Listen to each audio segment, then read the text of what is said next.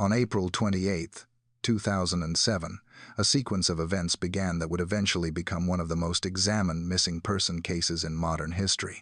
Jerry and Kate McCann, two respected physicians from the United Kingdom, arrived in the coastal town of Praia da Luz in Portugal.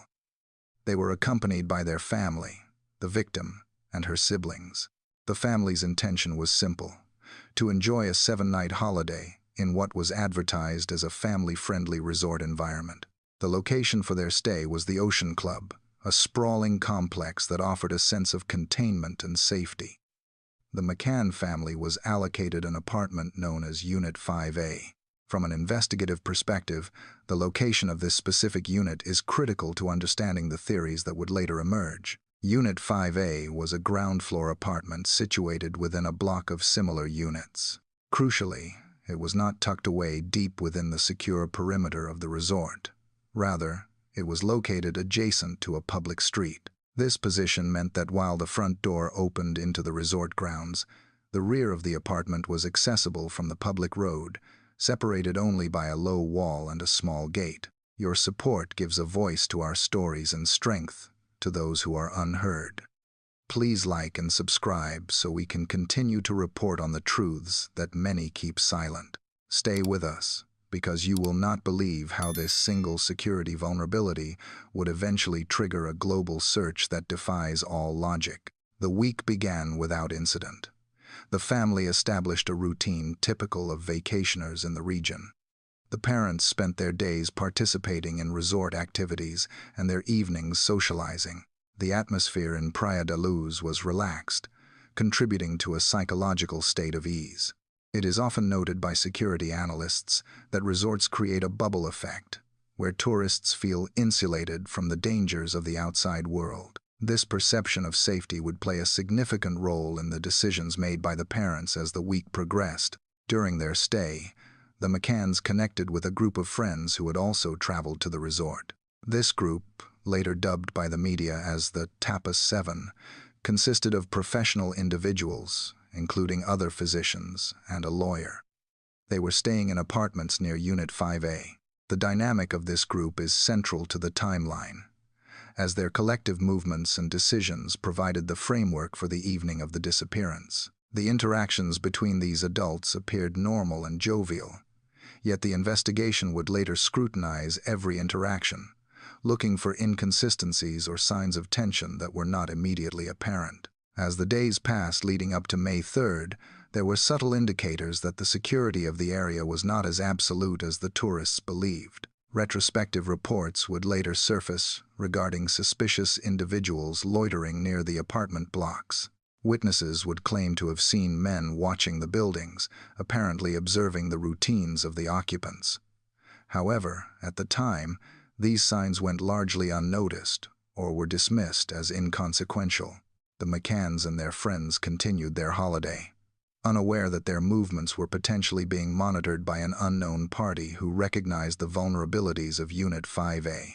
To understand how a person could vanish from their bed unnoticed, one must examine the specific dining arrangements established by the group. The Tapas 7, along with Jerry and Kate McCann, chose to dine every evening at the Tapas restaurant located within the Ocean Club complex.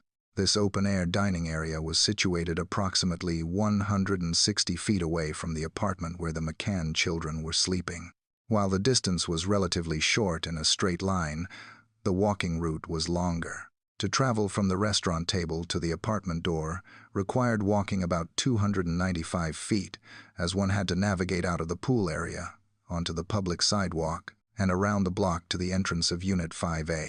It is important to note that from where the parents sat dining, the doors to their apartments were not visible. This lack of a direct line of sight meant that visual monitoring of the property was impossible from the dinner table. The group devised a system to mitigate the risk of leaving their family members unattended.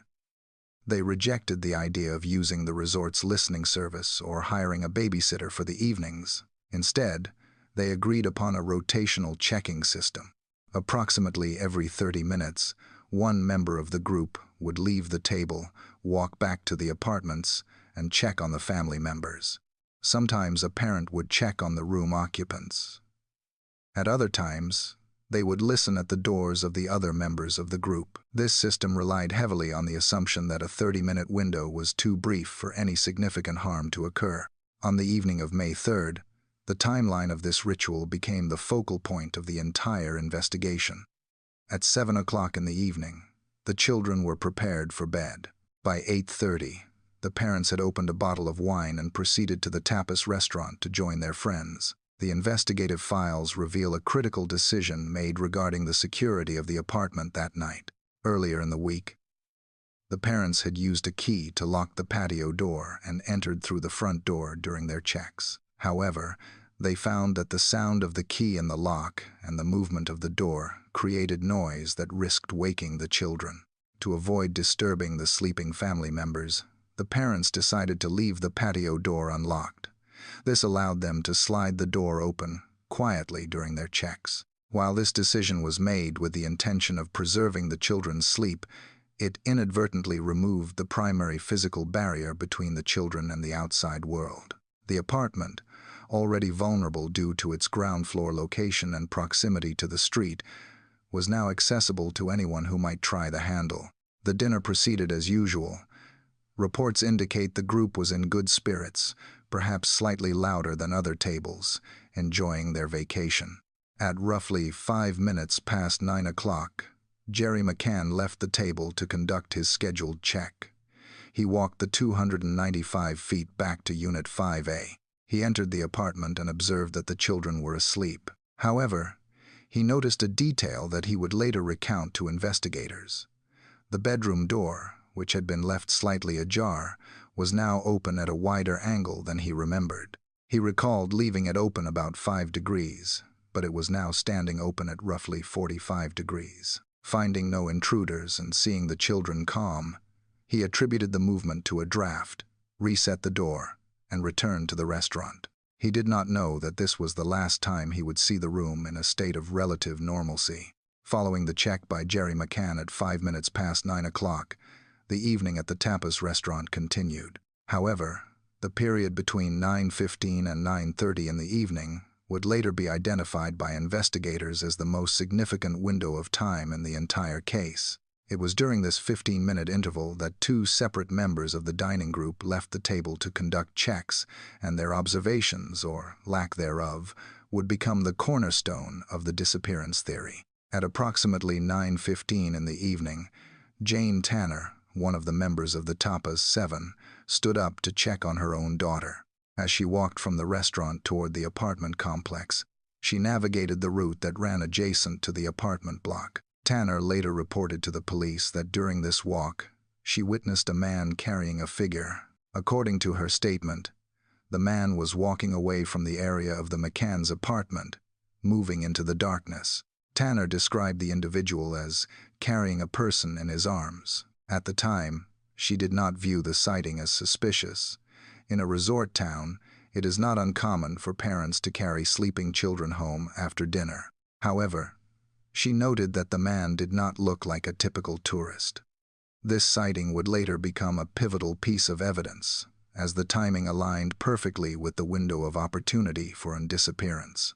The police would eventually deduce that it was highly probable that Tanner had unwittingly witnessed the perpetrator leaving the scene with the missing child, although for years the identity of this man would remain a subject of intense debate and investigation. 15 minutes later, at 9:30 in the evening, the timeline focused on another member of the group, Matthew Oldfield.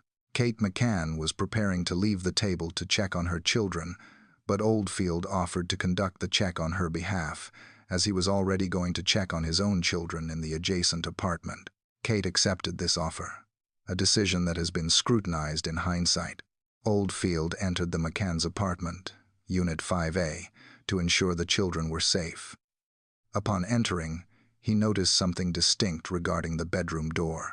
Similar to Jerry's observation earlier, Oldfield saw that the door to the children's room was open. However, because he was not aware of the precise angle at which the door had been left by the parents, this detail did not trigger an alarm in his mind. He proceeded to look into the room. In his statement to investigators, Oldfield admitted to a critical lapse in verification. He glanced into the room and saw the siblings sleeping soundly in their beds. He did not, however, physically verify the presence of the victim. He assumed she was asleep in her bed, which was positioned out of his immediate line of sight from the doorway.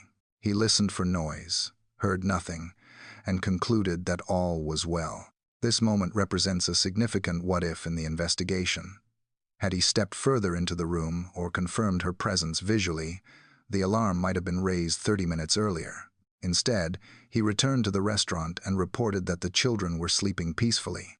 The narrative reaches its breaking point at 10 o'clock in the evening. It was once again Kate McCann's turn to leave the dining group and check on her children. She walked the familiar path from the restaurant to the ground-floor apartment, entering through the unlocked patio doors as she and her husband had done throughout the evening. As she moved through the living area toward the children's bedroom, Kate immediately noticed that the door was wide open. This was contrary to how they had left it, and different from the description given by Matthew Oldfield just 30 minutes prior. As she approached the doorway, a draft of air caught the door, causing it to slam shut. This sudden movement indicated a strong airflow within the room, which was unusual for a calm evening. Kate opened the door again to investigate the source of the draft. It was then that she discovered the window to the bedroom was open. The external shutters, which were heavy and required manual operation from the inside, had been raised. The curtains were blowing in the wind. The physical evidence of the open window and shutters suggested an entry or exit point that had not been there when the children were put to bed. Her gaze shifted to the beds. She saw the two younger twins sleeping in their cots, undisturbed. However, when she looked at the bed belonging to the victim, she found it empty. The covers were pulled back, but the child was gone.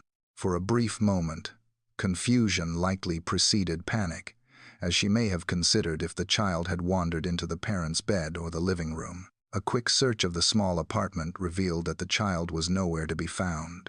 The realization of the situation took hold instantly.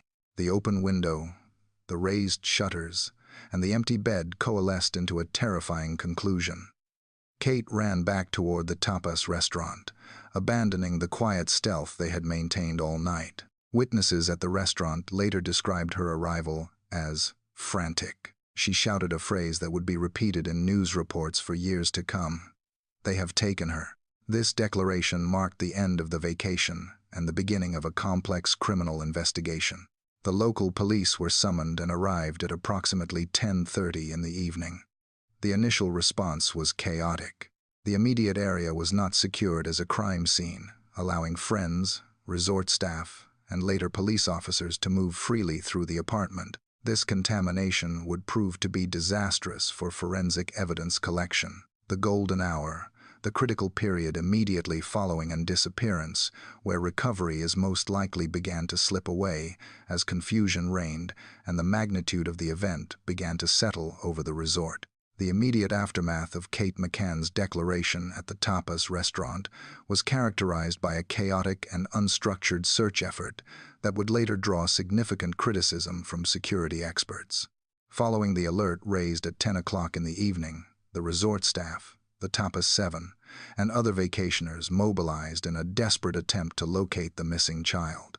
They combed the resort grounds, the swimming pools, and the surrounding streets, calling out her name. While these efforts were well-intentioned, they were uncoordinated, and the lack of a centralized command structure meant that the initial search grid was haphazard. The local police arrived at the scene at approximately 10:30 in the evening. Standard protocol for a missing person case emphasizes the critical importance of the first hour, often referred to within law enforcement as the golden hour. This is the period when the likelihood of recovering a child safely is at its highest, and when evidence is freshest. Statistics regarding missing person cases paint a stark picture.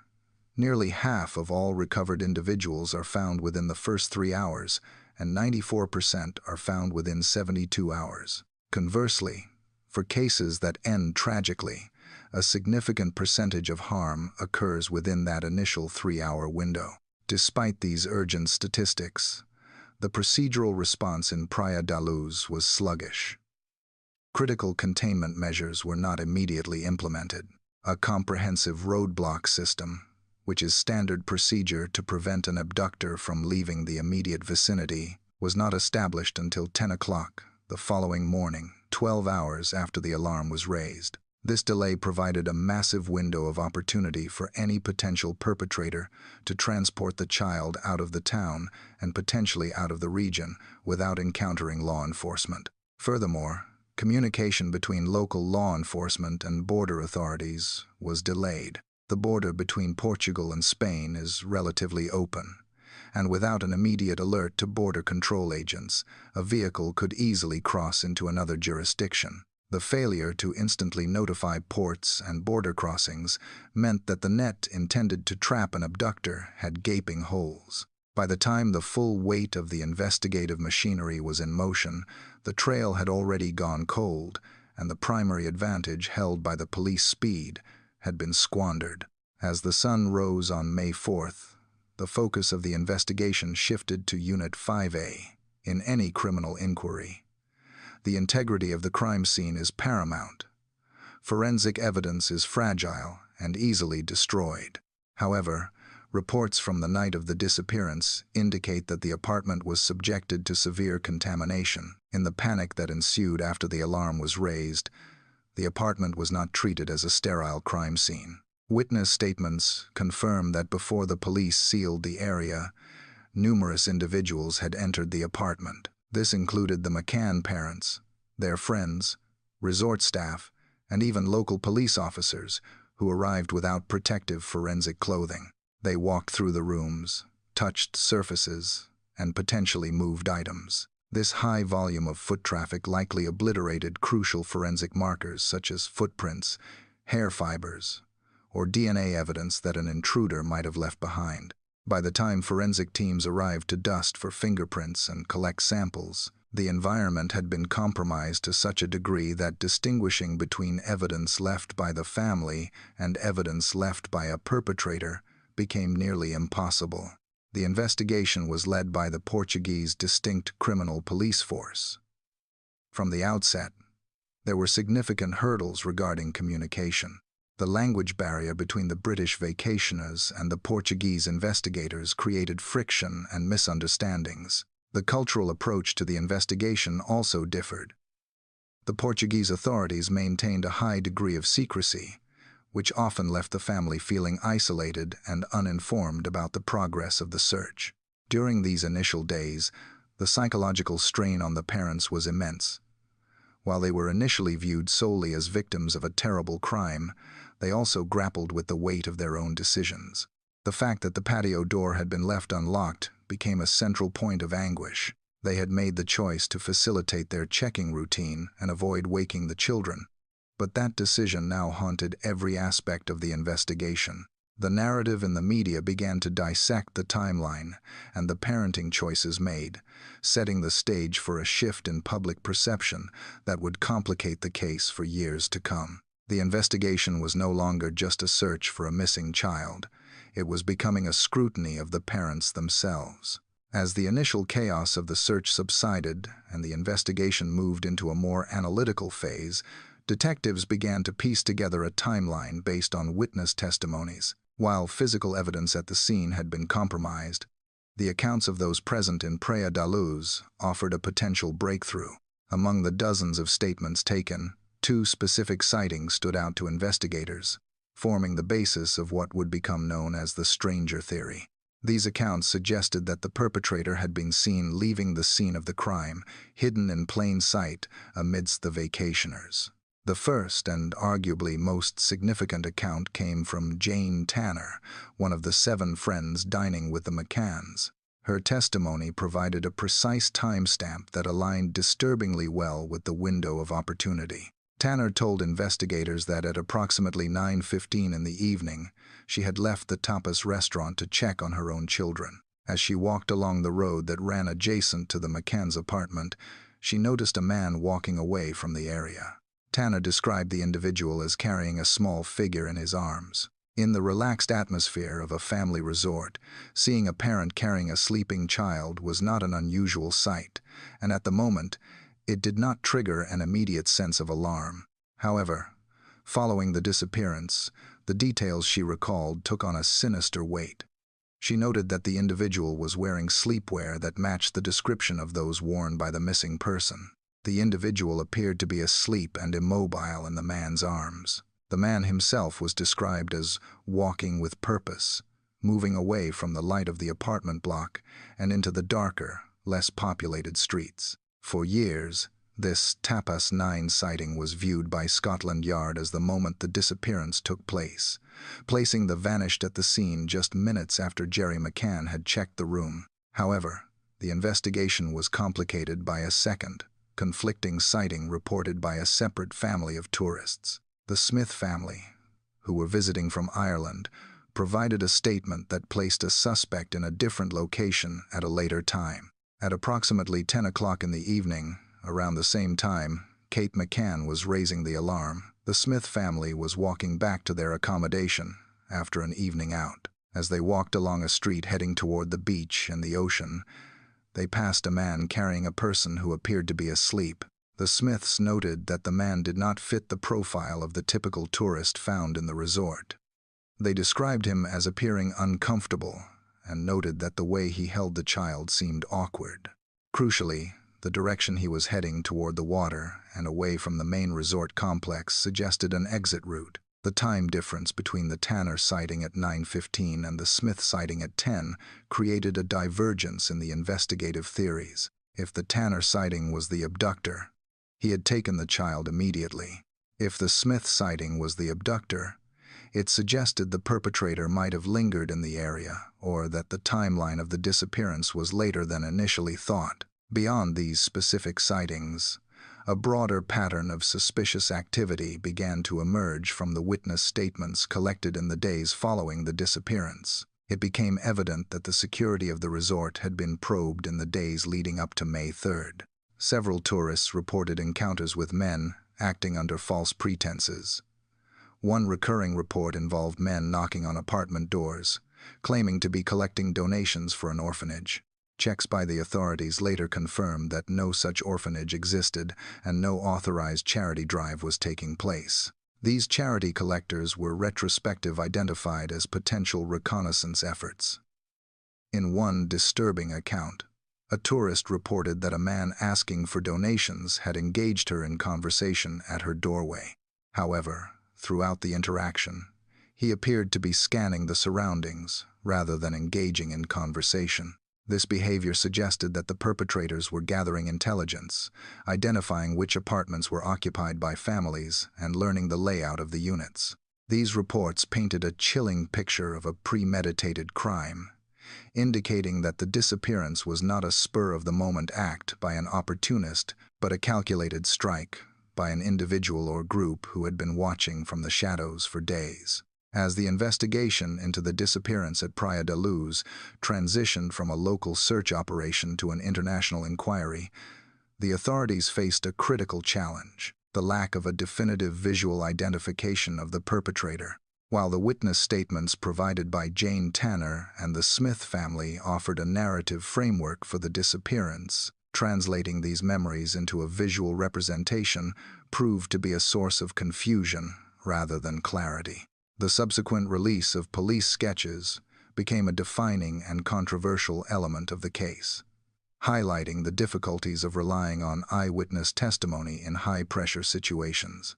The initial focus of the forensic artists was to visualize the man described by Jane Tanner. Her account placed a suspect at the scene mere minutes after the father, Jerry McCann, had checked on the children. However, the resulting imagery was frustratingly vague. Tanner had observed the man from a distance, under the cover of darkness, and her view was obscured by the angle of the street. Consequently, the first sketches produced did not feature a face. Instead, they depicted a silhouette, a figure of average build, wearing a long coat and dark trousers, carrying a child. While this image was widely circulated in the press, its lack of distinguishing facial features meant that it could apply to thousands of men. It served more as a reconstruction of the event than a tool for identification, offering the public a haunting visual of the alleged disappearance, but providing no actionable lead to identify the abductor. As the weeks turned into months and the pressure to solve the case mounted, the investigative strategy regarding sketches took a turn that many analysts would later describe as desperate. In an effort to generate new leads, the authorities released a computer-generated composite that was intended to represent the suspect's facial shape. This image, however, was devoid of human features. It consisted of an oval shape with a hairstyle but no eyes, nose, or mouth. The media and the public reacted with bewilderment. The egg sketch, as it became derisively known, was criticized for its futility. Security experts questioned the logic behind releasing an image that essentially depicted a blank face, arguing that it suggested the police had no credible description to work with. Rather than narrowing the suspect pool, the sketch seemed to symbolize the investigation's lack of direction, suggesting that they were chasing a phantom with no face. While the Tanner description led to ambiguous imagery, the sighting reported by the Smith family offered a more concrete, albeit different, visual. The Smiths had seen a man carrying a child toward the ocean roughly 45 minutes after the Tanner sighting. Their description was detailed enough to produce a traditional facial composite. This sketch depicted a man with a distinct look: average height, short brown hair, and a somewhat gaunt face. Some observers noted a resemblance to known criminals in the region, and later, comparisons were drawn between this sketch and other high-profile offenders. However, the existence of two separate sketches based on two different timelines created a dichotomy in the investigation.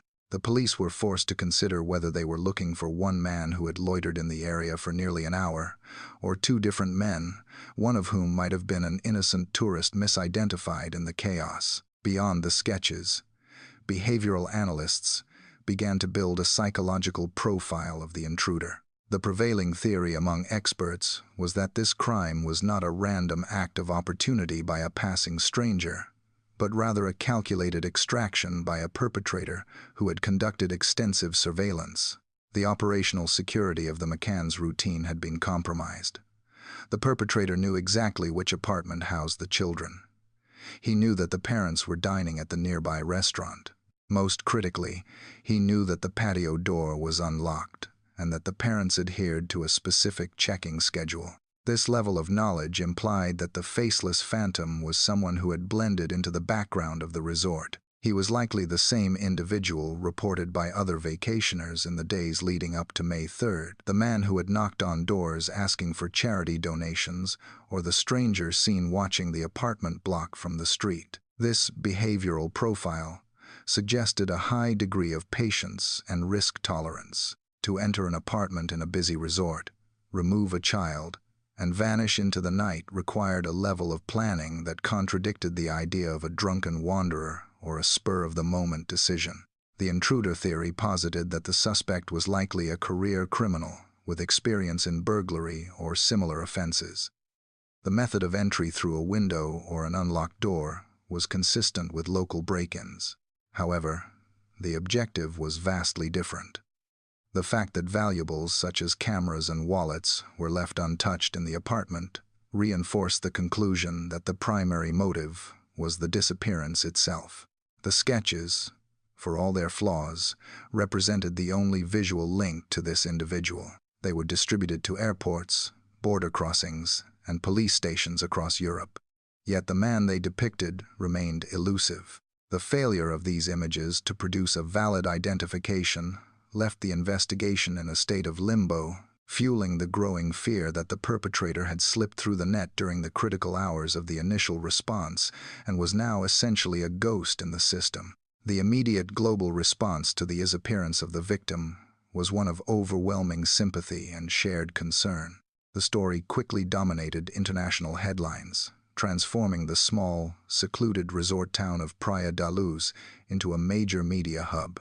Initially, the parents, Jerry and Kate McCann, were universally viewed as victims of a terrible and inexplicable crime. Their status as respected physicians from the United Kingdom amplified the media coverage, leading to an unprecedented level of public donation and support for the search effort. Politicians became involved, and the case was elevated to the highest levels of diplomatic concern. However, as the Portuguese investigation progressed without producing an arrest or locating the missing child, the narrative began a slow but significant shift. Frustration with the lack of results, coupled with the constant scrutiny of the media, created a vacuum of information that was quickly filled by speculation and rumor. In the absence of an external perpetrator being identified, the focus of the investigation, and consequently the media, began to turn inward, examining the actions of the very people who had reported the crime.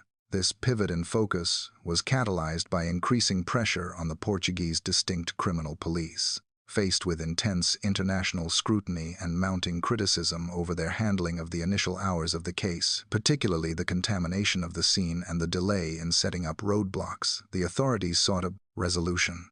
In an effort to close the case and demonstrate progress, a new theory emerged within the investigation: that the parents themselves were somehow involved, either directly in the disappearance or in a subsequent cover-up.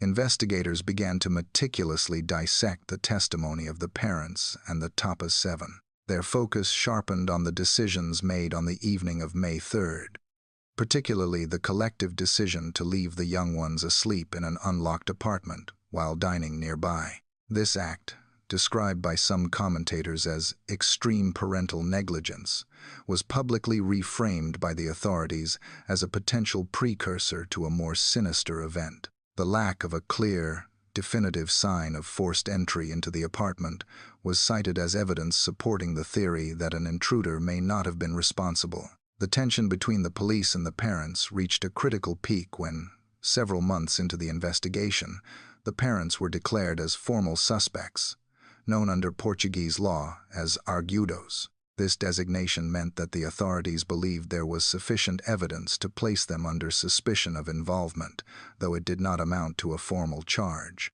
The investigative team then employed a controversial tactic. They offered the mother, Kate McCann, a proposition during questioning. This offer, which was later widely reported, suggested that if she would confess to play a role in the sudden disappearance due to an accident and then concealing the event, she would face a potential sentence of only 2 years, and her husband would be cleared of suspicion. This extraordinary maneuver was immediately criticized by legal experts and the parents' defense team. For many, the offer served as a clear admission by the police that they did not possess strong, conclusive evidence of murder or planned disappearance. The police's willingness to propose a minor sentence for a confession to such a grave act was interpreted as an attempt to force a resolution and salvage the credibility of the failing investigation. The mother firmly refused the offer, steadfastly maintaining that her daughter had been abducted by an unknown party. The scrutiny extended beyond the legal sphere into the realm of behavioral psychology. The public, fueled by constant media coverage, began to debate the parents' reactions. Critics noted that the father, Jerry, appeared stoic and less outwardly emotional than might be expected, while the mother, Kate, often appeared reserved, displaying what some interpreted as a controlled grief.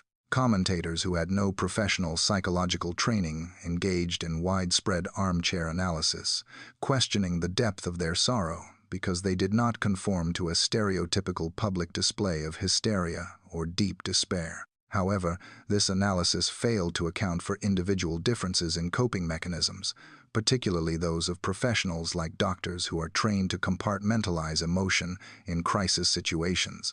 The parents sustained and highly organized campaign to find their daughter, which involved lobbying politicians and raising millions of pounds for private investigation. An unprecedented effort that has continued for over a decade was presented by their supporters as the strongest evidence against the police's theory. Analysts noted that few individuals actively involved in a deliberate cover-up would choose to maintain such a high-profile, persistent, and financially draining search for so long. The continuing search was, in itself, a testament to their enduring belief in the disappearance theory. Yet the shadow of suspicion, once cast, proved nearly impossible to remove. As the investigation into the disappearance of the victim in Praia da Luz extended into late summer, the relationship between the Portuguese authorities and the parents, Jerry and Kate McCann, deteriorated significantly. The local police, under immense pressure to deliver a breakthrough, turned their attention to forensic science in hopes of finding the physical proof that had eluded them during the initial, chaotic searches. This phase of the inquiry would rely heavily on the deployment of highly specialized resources brought in from the United Kingdom. 2 specially trained victim recovery and blood detection dogs. The arrival of these canines marked a turning point in the investigative strategy. These animals were renowned for their acute ability to detect microscopic forensic traces and biological markers. Even months after an event had occurred, the police took the dogs to apartment 5A, the ground floor unit where the family had stayed. During the inspection of the property, video footage recorded by the police showed the dogs reacting or alerting to specific areas within the apartment. One dog reportedly signaled the presence of a scent behind the sofa in the living room and near the wardrobe in the parents' bedroom. To the investigators, this reaction was interpreted as a significant breakthrough. It suggested the possibility that a death had occurred within the apartment, contradicting the disappearance theory. However, the reliance on canine alerts in the absence of corroborating physical evidence is a contentious issue in criminal law. Legal experts and forensic scientists frequently caution that while dogs are exceptional investigative tools, their alerts are intelligence, not proof. A dog cannot testify in court, and a scent can be transferred via clothing or cross-contamination, especially in a rental property that had housed numerous families before and after the McCanns. The investigation took an even more controversial turn when the dogs were directed to inspect the vehicle rented by the parents. The car, a silver Renault Scenic, became the focal point of the police's new hypothesis. The dogs allegedly signaled the presence of the same biological evidence inside the trunk of the vehicle and on the key fob. For the Portuguese detectives, this was viewed as the smoking gun. They theorized that the parents had not only concealed the tragic incident regarding the victim, but had also used the rental car to transport evidence to a secondary location. However, a critical examination of the timeline immediately exposed a logical fracture in this theory. Records confirmed that the McCanns had hired the Renault Scenic 25 days after the disappearance of their daughter. For the police theory to hold true, one would have to accept a scenario that many analysts described as physically and psychologically impossible. The theory posited that the parents had successfully hidden the evidence in or near the apartment for over 3 weeks during a heat wave, and while the apartment was being searched by police and visited by family, and then, while under the most intense media scrutiny in the world, retrieved it and moved it using the car. At this stage in the case, the McCanns were arguably the most recognized people on the planet. Their every move was documented by a swarm of paparazzi camped outside their residence. They were followed by reporters whenever they left their accommodation. The logistical feasibility of 2 recognizable individuals retrieving crucial evidence, moving it into a car, and driving to a remote site without being photographed or witnessed was virtually non-existent. Furthermore, the apartment lacked a deep freezer, debunking the speculation that the body had been preserved. Despite the logical inconsistencies, the police pressed forward, sending the physical samples collected from the spots where the dogs alerted to a specialist forensic laboratory in Birmingham, England. The samples included fibers, hair, and swabs of fluid. The world waited for the results of the DNA analysis, which was expected to confirm or deny the presence of the missing girl in the car. When the results finally arrived, they were far from the definitive proof the prosecution had hoped for. The report from the Forensic Science Service was complex and ultimately inconclusive. While some markers in the DNA profile were consistent with the missing girl, they were also consistent with her siblings and parents, as they shared the same genetic lineage. The sample was described as a complex mix that could not be attributed to a single individual with the necessary degree of certainty required for a criminal trial. The scientist who analyzed the samples famously stated that the results were too weak to be used as evidence of a crime. The evidence that wasn't had a devastating impact. The leak of the dog alerts to the press convicted the parents in the court of public opinion, branding them as suspects involved in a gruesome cover-up. Yet, legally and scientifically, the case against them had evaporated. There was no body, no murder weapon, and no conclusive DNA link to the rental car. The dog alerts, while dramatic, could be explained by false positives or the transfer of innocent biological material. The investigation had bet everything on a forensic miracle that did not materialize, leaving the authorities with a damaged reputation and the case no closer to being solved. The theory that the parents were involved collapsed under the weight of its own improbability. Yet the stain of suspicion it created would linger for years, distracting from the search for the true abductor. As the investigation into the disappearance in Praia da Luz approached its first anniversary, the focus of the inquiry expanded beyond the parents to encompass the group of friends who had accompanied them on the holiday.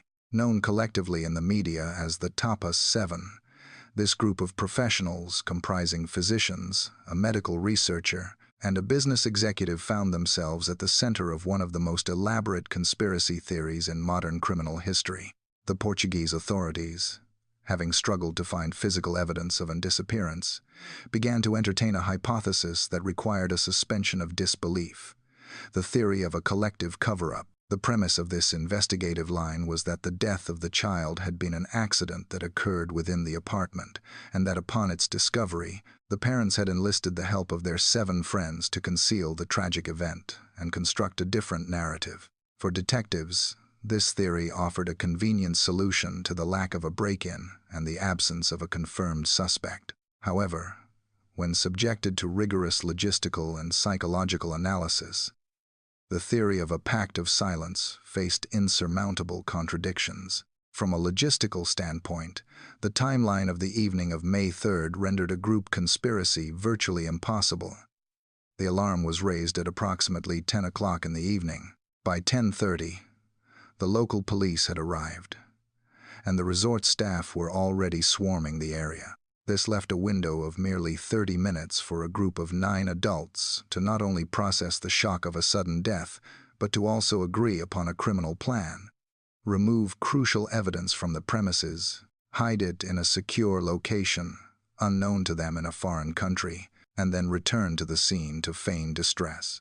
Crime analysts pointed out that concealing the evidence of such a tragedy is a complex and demanding task, even for experienced criminals. For a group of tourists with no local knowledge, no access to vehicles other than rental cars, which were not hired until weeks later, and no digging equipment, the successful concealment of a body within such a compressed time frame is regarded by experts as an operational impossibility. Furthermore, the group was dining at a public restaurant. To coordinate such an activity would have required significant absence from the table. Yet witness statements from restaurant staff confirmed that the group was present for the majority of the evening, with only short intervals accounted for by the childcare checks. The psychological component of the pact of silence theory is equally fragile. The group consisted of highly educated individuals with established careers and families. The conspiracy theory demanded that 7 individuals, none of whom were related to the missing child, would be willing to risk charges of perverting the course of justice and aiding and abetting a crime to protect a friend. In the history of criminology, group conspiracies are notoriously difficult to maintain because the pressure of interrogation usually causes at least one participant to break ranks. Over the years following the disappearance, the members of the Tapas 7 were subjected to intense media scrutiny and repeated police questioning. Their lives were dissected, and their privacy was invaded. Yet, despite the immense pressure and the passage of time, not a single member of the group deviated from their original accounts. There were no confessions, no leaked details of a burial, and no turning on one another. Sociologists and legal experts argue that maintaining a lie of this magnitude among so many people for over a decade without a single slip-up is statistically improbable. The prisoner's dilemma, a standard concept in game theory, suggests that self-preservation typically overrides loyalty in high-stakes legal situations. The fact that no one sought a plea deal or sold their story suggests that there was no secret to sell. Ultimately, the investigation into the Tapas 7 yielded no evidence of collusion. The police eventually accorded the group witness status rather than suspect status. The theory of the pact served only to distract resources from the search for an external perpetrator. It highlighted the desperation of an investigation that had lost its way, attempting to fit the facts to a predetermined conclusion rather than following the evidence where it led. The friends were not accomplices to a crime. Rather, they were witnesses to a tragedy, burdened by the collective guilt of a checking system that had failed to protect the child they all knew. The collapse of the conspiracy theory forced the inquiry to pivot once again, back to the evidence that had been overlooked in the initial days, the signs that someone had been watching the group long before the night of May 3rd. As the investigation moved away from the collapse theory of parental involvement and the unsubstantiated conspiracy of the Tapas 7, detectives began to re-examine the evidence supporting a premeditated disappearance. While the initial police work had focused heavily on the timeline of the night itself, a critical review of the days leading up to May 3rd uncovered a piece of physical evidence that shifted the entire perspective of the crime. This evidence was not found at the crime scene, nor was it a forensic sample. Rather, it was a handwritten entry in a reservation book located at the reception of the Tapas restaurant. The Ocean Club Resort operated a system where guests could book tables for their evening meals. The reservation book was kept on a podium or a desk near the entrance of the pool area, a location that experienced high foot traffic during the day. It was accessible not only to the restaurant staff but also to other guests passing by to use the pool, and potentially to members of the public who could access the reception area from the street. This book contained the logistical blueprint of the group's evenings, but one specific entry stood out to investigators as a catastrophic breach of operational security. On the page designated for the week of the holiday, a member of the dining group had written a request regarding their seating arrangements. The note explicitly asked for a specific table, the one closest to the edge of the restaurant perimeter. Crucially, the note explained the reason for this request.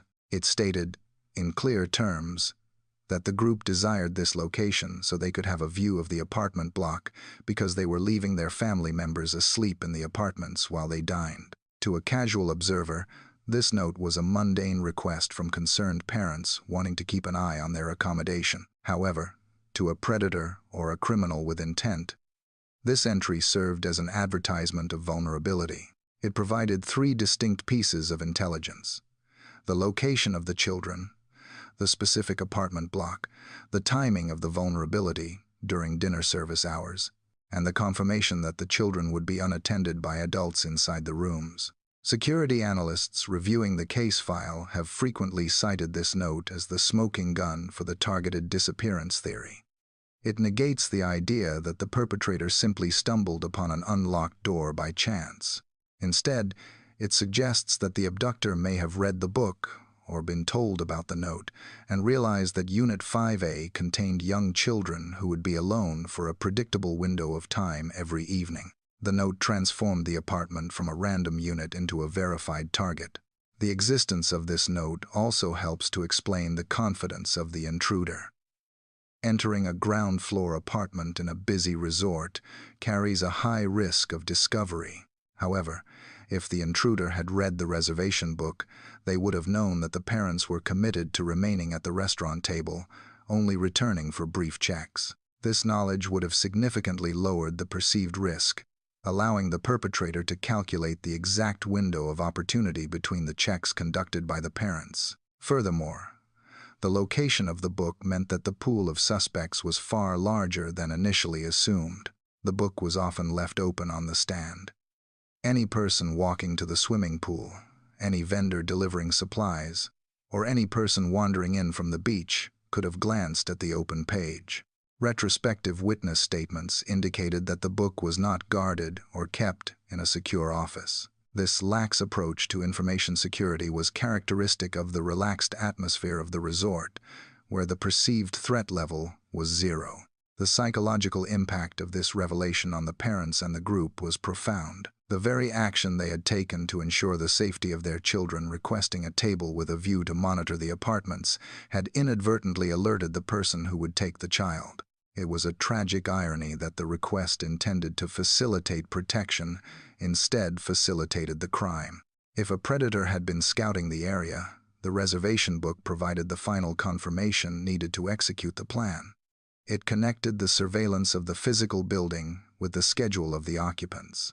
The investigation concluded that the disappearance was almost certainly not a random burglary gone wrong, but a specific extraction enabled by this crucial leak of information. The open book sat at the heart of the resort, a silent catalog of the group's movements, available to anyone with dark intent who happened to walk by. As the investigation entered its long-term phase, the theories regarding the fate of the missing girl began to diverge into two distinct and chilling possibilities. With the clearance of the parents and the dismissal of the accidental death hypothesis, detectives were left to confront the reality of an external disappearance. The inquiry split into two primary schools of thought, one suggesting a crime of opportunity committed by a solitary predator, and the other pointing toward the complex and shadowy world of organized international criminal networks. The first theory, often referred to by investigators as the lone offender profile, posited that the abductor was an individual acting alone, driven by dark, criminal intents. This theory aligned closely with the evidence of the watcher and the unlocked window. Behavioral analysts suggested that such an offender would be local or a transient worker living in the area, someone familiar enough with the resort to navigate it in the dark, but detached enough to view the children as targets. The profile suggested a socially isolated individual, perhaps with a history of minor offenses such as burglary or intrusive surveillance, which escalated on the night of May 3rd. Under this theory, the motive was assumed to be immediate exploitation. The terrifying implication of the lone wolf scenario was that the child was likely taken to a nearby location, a private residence, or a vehicle within minutes of being removed from the apartment. This hypothesis explained the lack of a getaway vehicle sighting in the immediate vicinity of the apartment block.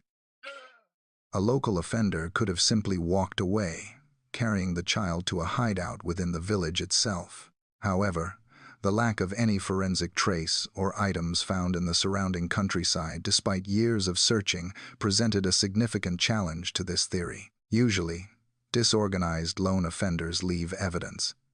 Yet this crime scene was frustratingly clean. The second, and far more complex theory, was that the child was targeted by an organized criminal network involved in illicit activities. This theory moved the investigation from a local burglary inquiry to a transnational operation.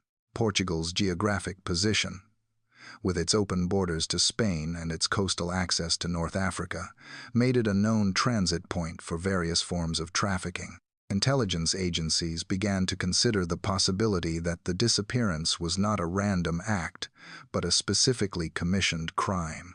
Proponents of the trafficking theory argued that the specific characteristics of the missing individual might have made the victim a specific target for these criminal networks. This perspective suggested that the surveillance noted in the days prior was not the work of a lone voyeur, but the reconnaissance of a professional team assessing the security vulnerabilities of the family. The entry in the reservation book, the timing of the parents' dinner, and the layout of the apartment provided the necessary intelligence for a coordinated extraction. If an organized network was responsible, it explained the total absence of trace evidence.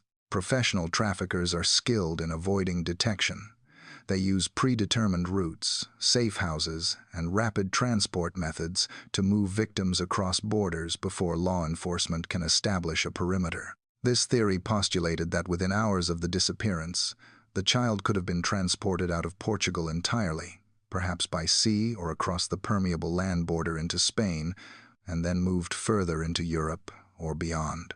The investigation also explored the unsettling possibility of a burglary gone wrong. This hybrid theory suggested that thieves, known to be active in the resort targeting ground-floor apartments for cash and electronics, may have entered Unit 5A expecting it to be empty. Upon waking the child, panic may have ensued, leading to a forced removal to avoid detection or to facilitate an escape. However, nothing of material value was taken from the apartment.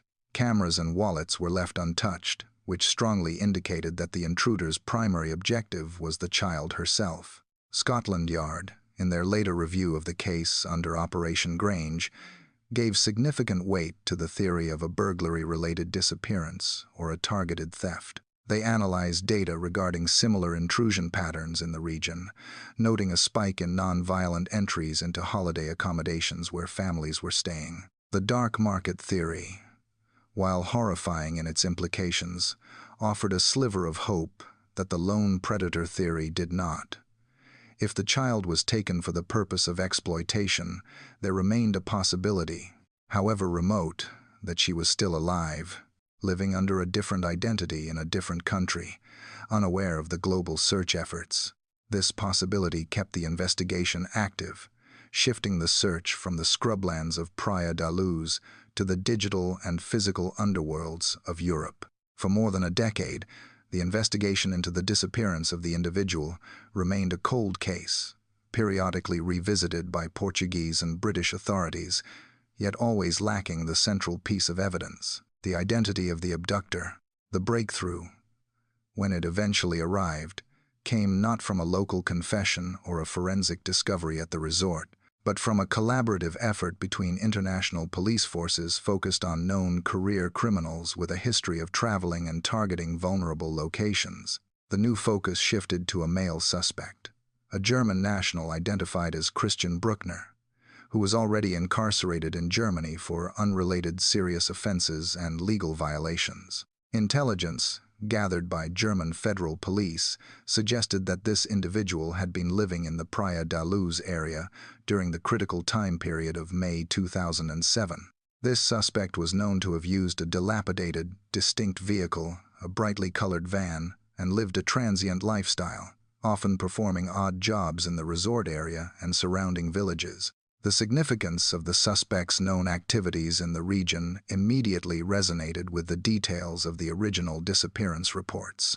Investigators learned that Bruckner had a documented pattern of breaking into holiday properties. This aligned with the intruder theory favored by the later stages of the investigation, which posited that the perpetrator was an opportunist with a history of accessing private holiday properties. Furthermore, his known method of operation involved isolating vulnerable targets and utilizing concealed or temporary living spaces, suggesting the necessary planning and compartmentalization required to execute an extraction in a busy resort without immediate detection. Crucially, the German suspect was found to have been in possession of a mobile telephone that connected to a cell tower in Praia da Luz at 7:29 in the evening on May 3, 2007.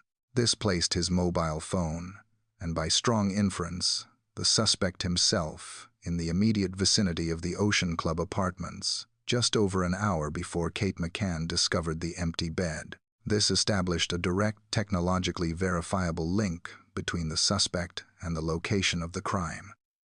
At the precise time the family was preparing for dinner, and before the checking ritual had fully begun, a short telephone conversation was traced, lasting only a few minutes, after which the phone was believed to have been switched off, suggesting a deliberate attempt to evade tracking. The suspect's profile also provided a possible explanation for some of the earlier, more confusing witness sightings. The German national was known to have access to several different vehicles, including a small Jaguar sedan and a camper van, which he used for his travels. This could account for the different descriptions of vehicles seen near the apartments on the evening of the disappearance. Furthermore, his nomadic lifestyle and commission of crimes across various European jurisdictions explained why he was never caught in the immediate aftermath of the event. Unlike a local criminal who would eventually become known to the Portuguese police, a transient individual could simply vanish from the region and continue their activities elsewhere, only to be identified years later through the tedious cross-referencing of international criminal databases. The renewed investigation, spearheaded by the German Federal Criminal Police Office, treated this individual as the prime suspect. They developed a narrative that suggested he was the same watcher who had been seen lurking around the resort in the days leading up to the disappearance, possibly utilizing his odd jobs as a cover for his surveillance. The evidence of the unlocked patio door and the note in the reservation book confirmed that the disappearance was a targeted operation made possible by intelligence gathering, a method consistent with the suspect's established pattern of pre-planning. The authorities were not immediately able to recover the missing girl or any conclusive forensic evidence linking the suspect directly to the apartment or the child. However, the accumulation of circumstantial and technological evidence, the cell phone trace, the known presence in the resort, the criminal pattern of behavior, and the access to vehicles represented the most significant and actionable lead generated in the entire investigation. The case transformed from a frustrating search for an unknown figure into a focused investigation targeting a single individual known to operate within the dark markets and criminal networks of Europe. The challenge shifted from identifying the faceless phantom to building an ironclad legal case against a man already imprisoned for other offenses. As the years have turned into decades since the events of May 3, 2007, the disappearance of the individual from apartment 5A remains one of the most perplexing unsolved mysteries in the annals of modern criminal history.